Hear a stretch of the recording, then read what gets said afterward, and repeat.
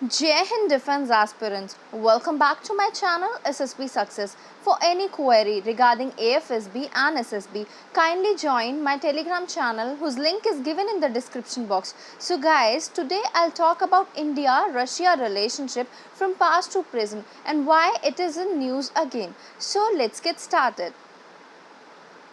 पहले थोड़ा हिस्ट्री से बात कर लेते हैं। इंडिया और रशिया के डिप्लोमेटिक रिलेशन जो है वो 70 ईयर्स ओल्ड है। इंडिया के फ्रेंडली रिलेशन है यूएसएसआर के साथ सिंस 1950 और उन रिलेशंस को स्ट्रेंथन किया गया था इंडो सोवियत फ्रेंडशिप ट्रीटी के द्वारा, जो कि 1971 में हुई थी। जो रिलेशनशिप है उनको सीमेंट किया गया जब दोनों कंट्रीज ने साइन की declaration on Indo Russia strategic partnership in October 2000। Since the signing of Declaration on India-Russia Strategic Partnership in October 2000, जब रशिया के प्रेसिडेंट जो थे व्लादिमीर पुतिन, उन्होंने इंडिया में विजिट किया था। इंडिया और रशिया के टाइज ने एक्वायर किया एक क्वालिटेटिव न्यू कैरेक्टर और जो कॉपरेशन है वो और ज़्यादा स्ट्रेंथन हुई in terms of political, security, trade, economy, defence, science and technology and culture. जब रशियन प्रेसिडेंट ने विजिट किया था इंडिया में इन दिसंबर 2010, तो स्ट्रेटेजिक पार्टनरशिप को एलिवेट किया गया to the level of special and privilege strategic partnership. तो दोनों कंट्रीज़ के बीच में रेगुलर हाई लेवल इंटरेक्शन होती रहती है। टू इंटर गवर्नमेंटल कमीशंस जो हैं वो वर्क कर रही है, जो कि है trade, economic, scientific, technological and cultural cooperation, और जिसको को चेयर किया जाता है एक्सटर्नल अफेयर मिनिस्टर के द्वारा और रशियन डेप्यूटी प्राइम मिनिस्टर के द्वारा। और जो दूसरी इंटर गवर्नमेंटल कमीशन है that is on military technical corporation, जिसको को चेयर किया जाता है Russia and Indian defence minister के द्वारा, जो कि मीट करते हैं एनुअली। रशिया ने एज्यूम किया था ब्रिक्स की प्रेसिडेंसी को इन अप्रैल 2015। उसके बाद से जो ये ऑर्गेनाइज करती है number of events and meetings under the BRICS format also. अब सिग्निफिकेंस की बात कर लेते हैं कि क्या सिग्निफिकेंस है रशिया की इंडिया के लिए। तो इंडिया की जो इंडिजीनियस डिफेंस इंडस्ट्री है वो अभी इन्फेंट स्टेज पे है, और रशिया की जो ट्रांसफ़र ऑफ टेक्नोलॉजी है वो इंडिया की इंडस्ट्री को बूस्ट अप कर सकती है। ये जो ट्रांसफ़र है ये कपल हो सकता है पॉसिबल लाइसेंस के साथ, जो कि इंडिया की प्रोडक्शन कैपेबिलिटी को बूस्ट करेगा, और ये अनेबल करेगा इंडिया को अलॉन्ग विद रशिया कि वो मार्केट बना सके, मतलब हेलीकॉप्टर की, the third countries for the profit. मतलब दोनों कंट्रीज़ मिलके जो है हेलीकॉप्टर को प्रोड्यूस करेगी और सेल करेगी थर्ड कंट्रीज़ में, और फिर दोनों को प्रॉफिट होगा। जब विजिट हुई थी व्लादिमीर पुतिन की, तो दोनों कंट्रीज़ ने जो है एक डील की थी किस पे, कमाओ 2 to 6 डील थी। जो मीटिंग थी दोनों कंट्री के लीडर्स की इन उफ़ा, उसने कंट्रीब्यूट किया था इस, मतलब जो एग्रीमेंट था उसको शेप देने के लिए। ये जो डील है इंडिया की पहली ऐसी डिफेंस डील थी। प्राइम मिनिस्टर मोदी जब मतलब मोदी जी ने ये मेक इन इंडिया इनिशिएटिव को अनाउंस किया था, उसके बाद in the area of defence जो है India can hardly afford to ignore Russia, क्योंकि जो रशिया है वो एक स्ट्रॉन्ग और रिलायबल पार्टनर है, और एक strong India Russia defence partnership जो है वो सिर्फ डिज़ायरेबल नहीं है जबकि नेसेसरी भी है इंडिया के लिए, तो स्पेसिफिकली। तो अब एरियाज़ ऑफ कॉपरेशन की बात कर लेते हैं। तो सबसे पहले Indian diaspora and cultural cooperation की बात करते हैं। जो इंडिया की कम्युनिटी है रशियन फेडरेशन में, that is estimated to be 14,500। उसके साथ साथ 1,500 अफगान नेशनल्स जो कि इंडियन ओरिजिन के हैं वो रशिया में रहते हैं। 500 इंडियन बिजनेसमैन जो है वो रशिया में रहते हैं, जिसमें से अराउंड 200 काम करते हैं मॉस्को में। एक estimated 300 registered Indian companies operate करती है रशिया में। जो majority of Indian businessman companies है रशिया में वो इन्वॉल्व है trading, while some represent Indian banks, pharmaceutical, hydrocarbons, engineering companies. Tea, coffee, tobacco, pharmaceutical, rice, spices, leather, footwear, granite, IT and garments, ये भी जो है उन प्रोडक्ट्स के अंडर है जो इंपोर्ट किए जाते हैं इन कंपनीज़ के द्वारा from India. Approximately 4,500 Indian students जो है वो मेडिकल एंड टेक्निकल इंस्टीट्यूट में एनरोल है रशियन फेडरेशन के। 90% ऑफ देम जो है वो परस्यू कर रहे हैं medical studies in about 20 universities and institution across Russia. Hindustani Samaj जो एक ओल्डेस्ट इंडियन ऑर्गेनाइजेशन है रशिया में, जो फंक्शन कर रही है सिंस 1957। रेगुलर कल्चरल इनिशिएटिव होते हैं ताकि पीपल टू पीपल कॉन्टैक्ट्स को मेंटेन किया जाए, प्रमोट किया जाए, और जिसमें जो है reciprocal years of each other culture भी होते हैं। जो प्रेसिडेंट ऑफ इंडिया है उन्होंने इनॉग्रेट किया था the year of Indian culture Namaste Russia in Moscow on 10th May 2015। About 15 performances in 18 cities are planned as a part of Namaste Russia across various parts of Russia over 2015. 21 जून 2015 में पहला international day of yoga was organized across Russia, covering more than 60 regions with over 250 events and involving about 45,000 yoga enthusiasts। अब defence cooperation की बात कर लेते हैं। India जो है, इंडिया का लॉन्ग स्टैंडिंग और वाइड रेंजिंग कॉपरेशन है रशिया के साथ इन the field of defence. India Russia military technical cooperation has evolved from a simple buyer-seller framework to one involving joint research, development and production of advanced defense technologies and system।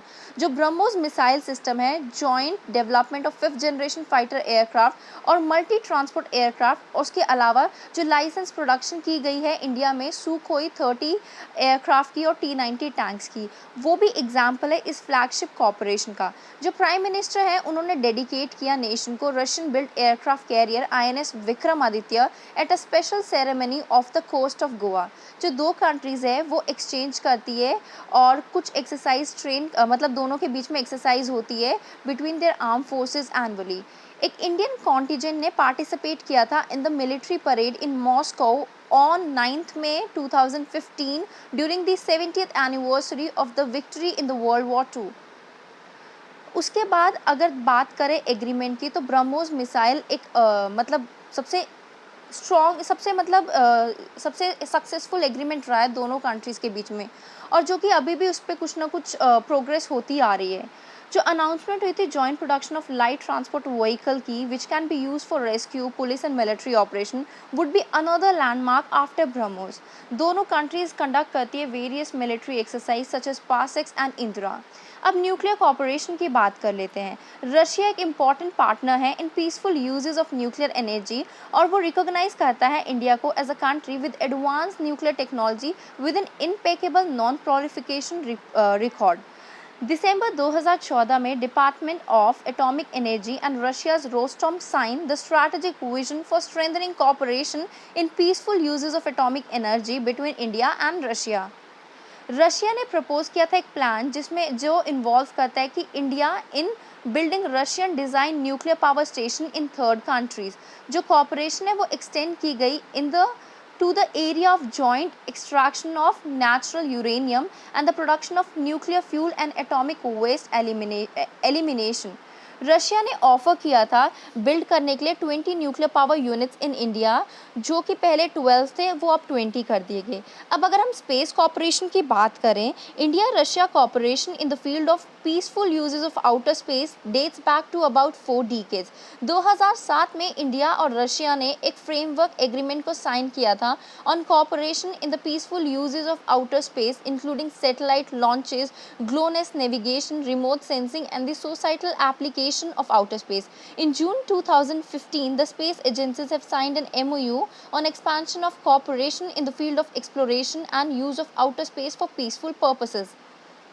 Energy cooperation की अगर हम बात करें तो Russia का जो New Delhi trusted strategic partner is destined to play a vital role in ensuring India's energy security in the coming decades. India जो है, India imports mostly from the volatile region of middle east. मतलब energy को India जो है वो import करती है middle east country से, जो अकाउंट करता है 75% of the country's energy need, and it is likely to grow 85 to 90%। To sustain current high rate of growth, India को एक सिक्योर और diversified source of energy import की ज़रूरत है। So according to international energy agency, India जो है वो third largest energy consumer है इन द वर्ल्ड बाय 2025, मतलब होगा after US and China. India Russia energy cooperation जो है वो expected to get boost in the coming years.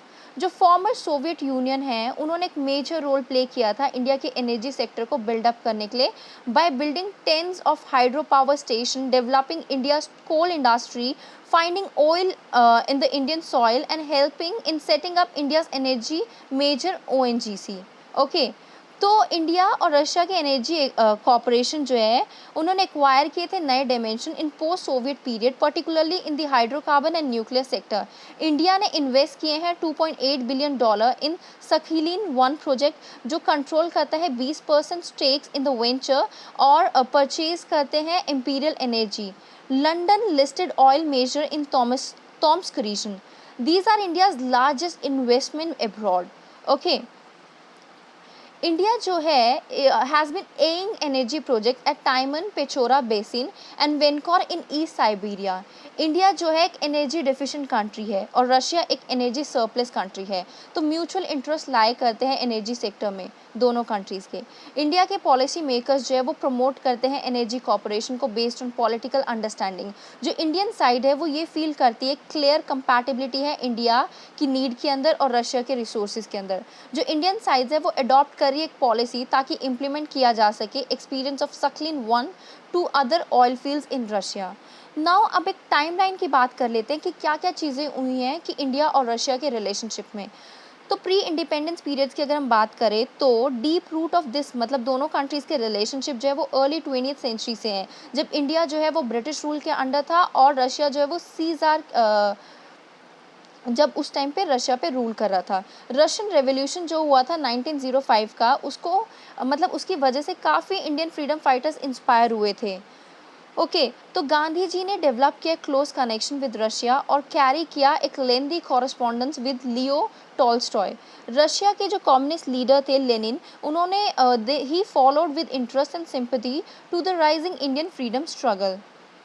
Nehru ji ने विजिट किया था सोवियत यूनियन में in 1927 on the occasion of 10th anniversary of Bolshevik revolution, और वो जो है वो काफ़ी इम्प्रेस हुए थे सोवियत के एक्सपेरिमेंट के साथ, और उनको वो इस चीज़ से भी कन्विंस हो गए थे कि जो पुअर डेवलपिंग कंट्री जैसे इंडिया है वो उनको सिर्फ कैपिटलिस्ट नहीं बट सोशलिस्ट पाथ को भी फॉलो करने की ज़रूरत है। अब इंडिया रशिया रिलेशंस की बात कर लेते हैं सिंस 1947। क्या क्या इंपॉर्टेंट लैंडमार्क्स हुए हैं। 1947 में स्टालिन लेड सोवियत यूनियन जो है वो one of the first country बनी जिन्होंने इंडिया के इंडिपेंडेंस को रिकॉग्नाइज़ किया। उससे पहले ही, जबकि मतलब इंडिया इंडिपेंडेंट हुआ भी नहीं था, उससे पहले एक ऑफिशियल अनाउंसमेंट हो गई थी 13 अप्रैल 1947 को कि डिप्लोमेटिक रिलेशंस को इस्टेब्लिश किया जाएगा इंडिया और सोवियत यूनियन में। सोवियत यूनियन ने काफ़ी ग्रेट इंटरेस्ट भी दिखाया था पाकिस्तान में भी, जबकि पाकिस्तान ने ज़्यादा इंटरेस्ट दिखाया वेस्टर्न अलायंस कंट्रीज़ में। तो सोवियत उसके बाद प्रो इंडिया बन गया और उसके बाद जो है सोवियत ने हमेशा इंडिया को सपोर्ट किया। After Stalin death in 1953, Nikita Khrushchev उन्होंने भी ग्रेटर इंटरेस्ट दिखाया in aiding countries with mixed economy. तो इंडिया को भी काफ़ी ज़्यादा असिस्टेंस मिली यूएसएसआर से during Khrushchev period.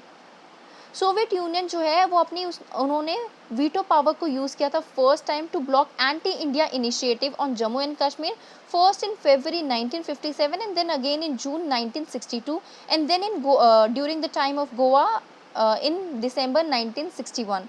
IIT Bombay को भी इस्टेब्लिश किया गया था 1958 में with the assistance from UNESCO and Soviet union, और जो कि स्टॉक है पूरे सोवियत इक्विपमेंट्स के साथ। जो सोवियत है उन्होंने डिक्लेयर की थी अपनी न्यूट्रलिटी ड्यूरिंग 1962 सीनो इंडियन वॉर, और दे helped broker a piece agreement during the 1965 India Pakistan border war. 1962 में यूएसएसआर एग्री हुआ था ट्रांसफ़र करने के लिए then cutting edge technology to co-produce the MiG-21 jet fighter in India, जो कि पहले उन्होंने डिनाई किया था चाइना को। जो मिलिट्री टेक्निकल असिस्टेंस है जो यूएसएसआर प्रोवाइड कर रहा था इंडिया को, वो that came with the advantage of payment in non convertible rupees through a rouble credit fund, जो कि सेटअप किया गया था सोवियत के द्वारा, which help them in saving scarce foreign currency. Indian debts to the USSR जो थे वो पे किए जा सकते थे गुड्स के फॉर्म में एज पर दी एग्रीमेंट जो दोनों कंट्रीज़ के बीच में हुआ था, और वो कॉमोडिटीज़ क्या थी जैसे Indian T, leather, textile goods, agriculture products. Okay, India को जो असिस्टेंस मिली थी इंडस्ट्रियल टेक्नोलॉजी में विद सोवियत, जिसकी वजह से इंडिया में काफ़ी सारी फैक्ट्रीज़ को डेवलप किया गया था, फॉर एग्जांपल हैवी मशीनरी की या फिर मैन्युफैक्चर करने की स्टील की, और जो कि एक्सपोर्ट किए जाते थे यूएसएसआर में भी for generating power and extracting and refining oil also. USSR ने मेजर रोल प्ले किया है इंडिया के एनर्जी सेक्टर को बिल्डअप करने के लिए, मतलब करने में, और काफ़ी सारे हाइड्रो पावर स्टेशंस को भी बिल्डअप किया गया है। इंडियन कोल इंडस्ट्री को डेवलप किया और फाइंड किया ऑयल को इंडियन सॉइल में। यूएसएसआर ने हेल्प किया setting up India's energy major ONGC को भी। एस्टिमेट ये कहते हैं कि 1955 से 1970 के बीच में इंडियन जो इंपोर्ट था सोवियत यूनियन से वो 100 टाइम्स इंक्रीज़ हुआ, और जो एक्सपोर्ट था वो 50 टाइम्स इंक्रीज़ हुआ, और 70,000 स्किल्ड वर्कर्स को ट्रेन किया गया इंडो सोवियत सेंटर्स में in India. 1971 Indo Pakistan war के टाइम पे जो सोवियत यूनियन है उन्होंने 3 वीटोज़ को कास्ट किया था यूएन सिक्योरिटी काउंसिल में to block attempts to stop India from its ongoing military campaign. और सोवियत के डिप्लोमेटिक बैकिंग और मटेरियल सपोर्ट के हेल्प से और उनके कॉन्फिडेंस की वजह से जो उन्होंने दिया था इंडिया को 1971 के टाइम पे, तो उसकी वजह से इंडिया जो है वो ऑपरेशन कंडक्ट कर पाई 1971 में, जिसकी वजह से बांग्लादेश क्रिएट हुआ। इसरो ने बिल्ड की इंडिया की पहली सैटेलाइट आर्यभट्टा, जो कि लॉन्च की गई थी सोवियत यूनियन के द्वारा ऑन 19 अप्रैल 1975। राकेश शर्मा जो पहले इंडियन थे स्पेस में जाने वाले इन 1984, वो जो गए थे स्पेस में वो सोवियत स्पेसक्राफ्ट सोयूज T-11 के हेल्प से ही गए थे। 1991 में 70% of Indian army armaments, 80% of its air force system और 85% ऑफ इट्स नेवल प्लेटफॉर्म जो थे वो सोवियत ओरिजिन थे। 1991 के टाइम पे 2 वाटरशेड मोमेंट्स हुई थी। Economic liberation was introduce in India, और उसके अलावा सोवियत यूनियन डिसॉल्व हो गया था। सोवियत डिसइंटीग्रेशन के बाद मतलब जब हुआ तो इंडिया के फॉरेन पॉलिसी सर्कल को काफ़ी ज़्यादा शॉक हुआ, और अर्ली 1990 में डिस्कशन हो रही थी कि कैसे इंडिया रूबल डेप्ट को मैनेज किया जाए, जो कि काफ़ी सालों से बढ़ता जा रहा था। तो जब व्लादिमीर पुतिन जो है रशिया के प्रेसिडेंट बने 2000 में, तो बायलैटरल टाइज को एक स्ट्रॉन्ग फाउंडेशन मिला। ओके, जो रशिया इंडिया डिफेंस रिलेशनशिप है वो एक स्टेज और आगे बढ़ने लगे। जो मैन्युफैक्चर और supply of tanks and missile था, जैसे T-290 and BrahMos ships and submarine, जैसे जो शिप्स थी तलवार क्लास स्टेल्थ फ्रिगेट्स, और एयरक्राफ्ट कैरियर विक्रमादित्य, और nuclear submarine Arihant, jet fighter, और early airborne warning system Sukhoi 30 MKI and IL-76, ये सारे एग्जाम्पल ऐसी कॉपरेशन के। जो इंडिया और रशिया के हिस्टोरिकली जो रिलेशन है वो मतलब हर फॉर्म में है। मतलब अगर हम एनर्जी सेक्टर की बात करें, डिफेंस सेक्टर की बात करें, कल्चर सेक्टर की बात करें, हर चीज़ में है। ओके, सो अक्टूबर 16 में 2016 में तो दोनों मतलब कंट्रीज़ ने अडॉप्ट किया था एक joint statement, partnership for global piece and stability, जिसकी वजह से 19th कॉपरेशन एग्रीमेंट जो है साइन हुए थे, जिसमें डिफेंस के थे, स्पेस के थे, ट्रेड के थे, इन्वेस्टमेंट के थे, हाइड्रोकार्बन्स के थे, रेलवे के थे। ओके, जो मतलब इतनी सारे कॉपरेशन होने के बावजूद इंडिया और रशिया कॉपरेशन जो है इतने ज़्यादा मतलब स्ट्रॉन्ग है, फिर भी काफ़ी कम ट्रेड होता है दोनों कंट्रीज़ में जितना होना चाहिए। तो गोल ये है कि 2025 तक $30 बिलियन का ट्रेड हो दोनों कंट्रीज़ के बीच में।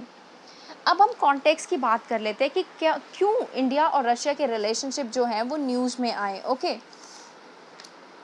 तो अगर हम देखें कि अब कॉन्टेक्स्ट की बात करते हैं कि जैसे रिसेंटली रशिया के फॉरेन मिनिस्टर सर्जे लेवरोव ये इंडिया में विजिट पर आए। ओके, तो मीट के टाइम पर वैसे तो दोनों फॉरेन मिनिस्टर ने इंडिया एंड रशिया के बीच में जो ट्रेडिशनल टाइज़ हैं उनको रीअफर्म किया, लेकिन दोनों कंट्रीज़ के बीच में काफ़ी इश्यूज़ को लेकर डिफरेंसेस हैं, वो भी खुल के सामने आए सर्गेई लेवरोव के विज़िट के टाइम पे। So first thing is that वो आए इसलिए थे, जो इंडिया और रशिया के बीच एनुअल समिट होता है हर साल।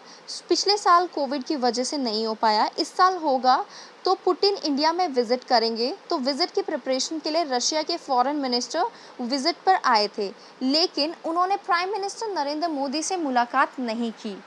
और अगले ही दिन यूएस के प्रेसिडेंट के special envoy John Kerry India में विजिट पर आए क्लाइमेट चेंज नेगोशिएशन इशू पर बात करने के लिए उन्होंने प्राइम मिनिस्टर नरेंद्र मोदी से मुलाकात की। यूजुअली देखो ऐसा होता है, जैसे रशिया एक मेजर कंट्री, रशिया जैसे मेजर कंट्री के फॉरेन मिनिस्टर विज़िट पर आए, तो रशिया तो इंडिया का ट्रेडिशनल फ्रेंड भी रहा है, तो वो इंडिया में विज़िट करते हैं तो प्राइम मिनिस्टर के साथ मीटिंग पहले ही शेड्यूल होती है, लेकिन इस बार उनकी मुलाकात नहीं हुई।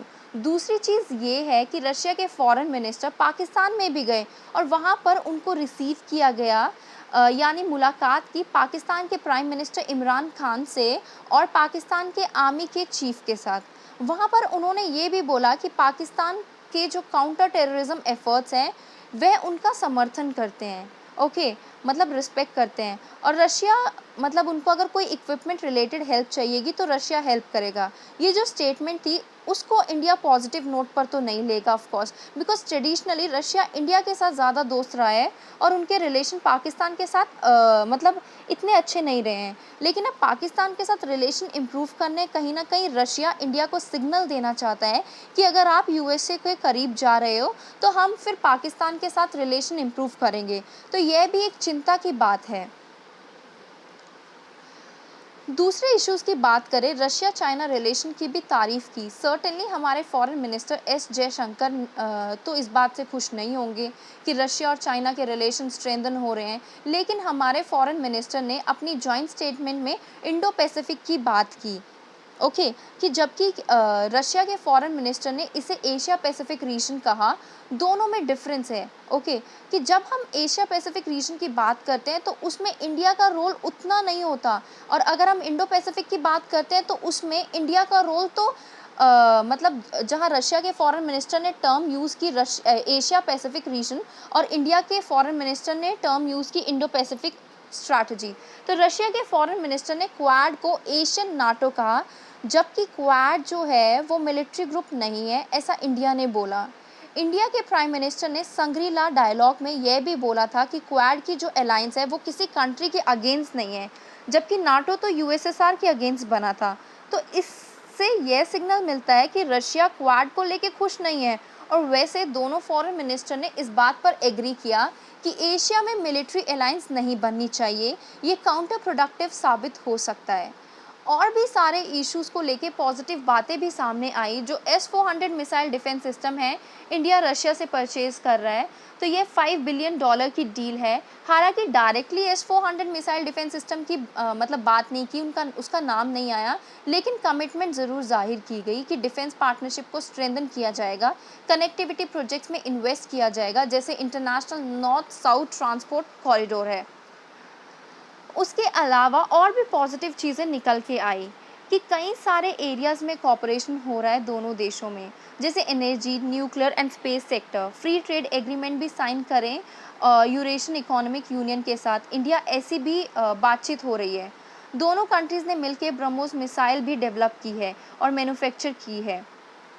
तो कंक्लूजन में ये कहा जाता है, जैसे इंडिया एंड रशिया के रिलेशन ट्रेडिशनली काफ़ी स्ट्रॉन्ग है, फिर भी दोनों कंट्रीज़ के इन रिलेशंस को फॉर ग्रांटेड नहीं लेना चाहिए।